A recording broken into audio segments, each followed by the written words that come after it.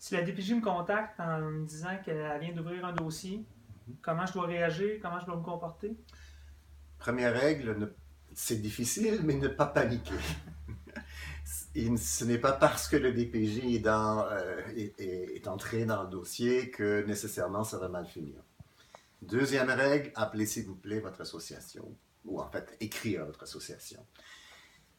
Prochaine règle, vous devez paraître comme si vous collaborez avec la DPJ. Vous ne ferez pas d'évitement, s'il vous plaît, c'est vraiment parmi les pires choses. Vous n'avez pas paniqué devant l'autorité, parce que c'est vu comme une absence de collaboration. Vous devez comprendre que ces gens-là sont des fonctionnaires.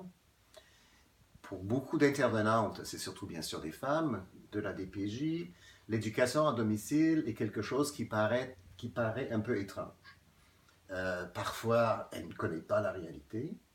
Souvent, elle ne connaît ni le fait qu'il y a un groupe de soutien dans la région, et encore moins qu'il y a une association québécoise pour l'éducation à domicile. Donc, vous allez dire clairement, poliment, que vous faites l'éducation à la maison et que c'est permis par la loi. Ensuite, vous allez discuter avec laquelle, qui pourra parfois intervenir directement auprès de l'intervenante, mais surtout, elle va vous guider. Parce que c'est très important de ne pas être seul dans cette expérience-là. Parce que si vous êtes seul et le dossier continue, vous risquez de faire des erreurs qui viennent souvent par l'émotivité, par la panique, la peur, et c'est normal de vivre des choses comme ça.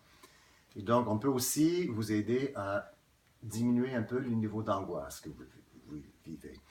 Une intervention de la quête pourrait expliquer à l'intervenante certains principes. La quête connaît probablement mieux ça que chaque parent qui pratique l'éducation à la maison. Et il est probable cependant que vous allez devoir inscrire votre enfant, s'il n'est pas inscrit, auprès de la commission scolaire, présenter un plan pédagogique et commencer à négocier avec la commission scolaire les modalités de l'évaluation qui sera faite à la fin de l'année. Probablement, c'est ça qui se passera. Est-ce qu'on peut refuser l'accès à notre propriété à la DPJ? Difficilement, dans le sens que la DPJ peut rencontrer les enfants, ça fait partie de son pouvoir d'enquête. On peut demander que cela se fasse au bureau.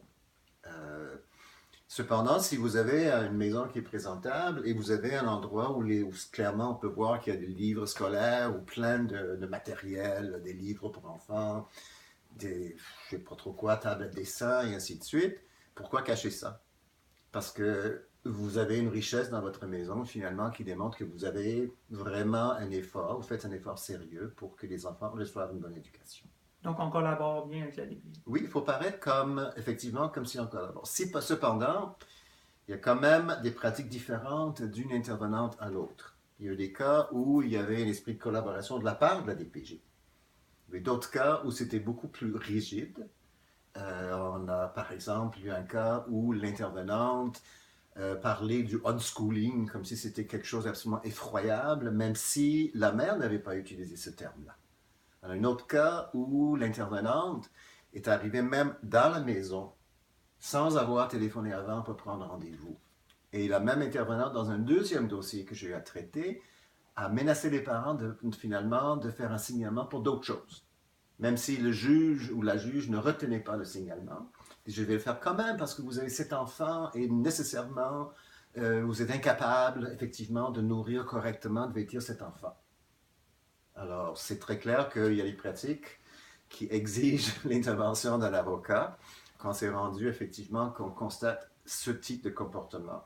Il est important cependant aussi de prendre des notes, s'il vous plaît. C'est très important. Parce que d'avoir des traces de ce qui s'est passé dans une entrevue, d'abord, ça paraît plus objectif, factuel. Il y a moins d'émotivité ou seulement le senti. C'est important aussi pour qu'on puisse par la suite nous intervenir avec un courriel ou une lettre pour dire il s'est passé telle chose. D'accord? OK. OK.